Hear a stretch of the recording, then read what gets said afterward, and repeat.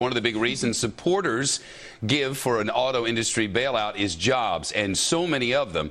But not just jobs at the automakers. They're all the independent car dealers. They're the people in advertising. They're the people who work in restaurants and stores in towns where the factories account for the big chunks of the business. And on top of all that, they're the parts and computers and all the rest.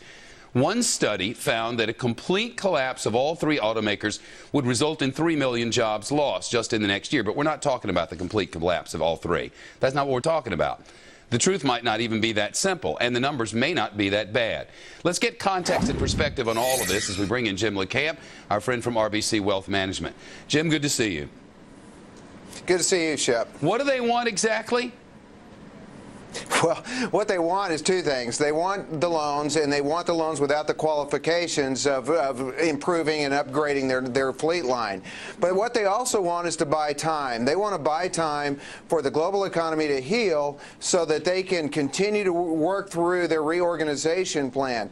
The problem with that concept is I don't think that works. First of all, I think the global economy is going to take a long time to heal, longer time than this 25 billion or 50 billion will cure. Secondly, this is a business model that's not really working, and it's not really competitive. I mean, you're talking about employees that have total compensation packages on average of the big three at about $70 an hour.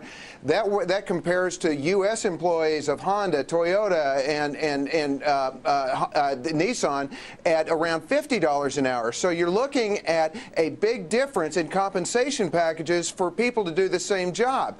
That leads to the question: can we be competitive? And it's yet to be proven that the U.S. automakers can be competitive in a down economy. Yeah, and you know, the question might be, would they qualify for a loan? You know, I feel bad for the CEO of Ford and all of his employees and all the people affected. I mean, who doesn't? You'd have to be a horrible person not to. Right. But the fact is, right. I know a guy who owns a lawn maintenance service, and it may just be a lawn maintenance service to everybody else out there, but this guy's like, I had no way to know when I bought extra lawnmowers and hired more people. I had no way to know that the economy was going to flat fall apart. Where is the government for me? I need the government to save me, or my family is not going to get Christmas presents. We're not going to be able to afford college, and my building is going to collapse. His horror is just like their horror. It's just they think they should be able to be bailed out by all of us, and he knows better. How many jobs are we really talking about here?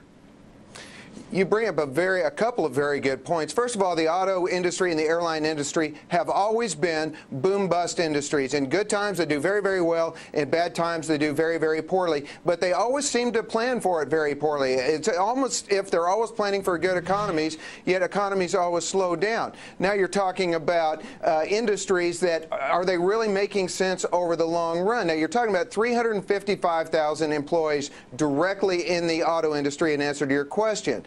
But if you look at the spin and the press that's going along with this, they've raised it to 1 million. Now they've raised it to about 4 million. And I heard one congressman say 3 to 5 million people overall. I mean, it's very confusing. And look at what they're counting. They're counting car wash employees. They're counting parts suppliers. Now, come on, we're not going to be riding horses. We're still going to wash our cars, and we're still going to need parts for our cars. I'll tell you another problem with the auto industry, too. It's yet to be seen if we make fuel-efficient cars that people will buy them. Remember that the gasoline prices are dropping rather rapidly, and people are stretched right now, and people are getting laid off of their jobs. Are they really going to go sell their car immediately and go buy a more fuel-efficient car just because it's available? You have to be very careful about some of the assumptions that you're making in a bailout package here. You know, they seem to want us to believe that if we don't give them billions and billions and billions of hard-earned taxpayer dollars, if we don't do that, that everything is going to collapse. What's the truth here about what happens if there simply is no bailout? And by the way, we're getting email from people saying, stop calling it a bailout. And when it is not a bailout, I'll stop calling it that. This is a bailout. Well, there's three things they could do here. They could give an injection like they did to Fannie Mae and Freddie Mac. The shareholders would be wiped out, and I think that's a horrible idea because you'd be rewarding really a bad business model. Secondly, you could give them a loan, but if you do that, you really need to say, hey, how are you going to be competitive? Are you going to rework your labor contracts? Are you going to streamline? What's going to make you more competitive than Honda, Toyota, or Nissan? Finally, you could let them go under Chapter 11 bankruptcy. if you go under Chapter 11 bankruptcy, it's going to have some negative impacts. The Federal Pension Guarantee Corp is going to have another onus on it. You're going to have retirees that lose their benefits and their health care. That's a real problem. There's no real simple answer here, but the fact of the matter is, you said it right before, this is not the only industry that's hurting. There's a lot of industries that are in real trouble here, and you can't bail them all out. Well, I'm sure it was very confusing for our viewers who just all of a sudden saw the guy talking on the right-hand side of the screen. But what's going on there is that this hearing has begun. They haven't done anything yet. They're just doing introductions and that sort of thing. I want to get to the bottom, and there they are. You know, they're at it. When somebody's good, we'll let you hear it. But I want to ask you one question, and for the folks in the booth, it's full screen number 6. What's the best solution?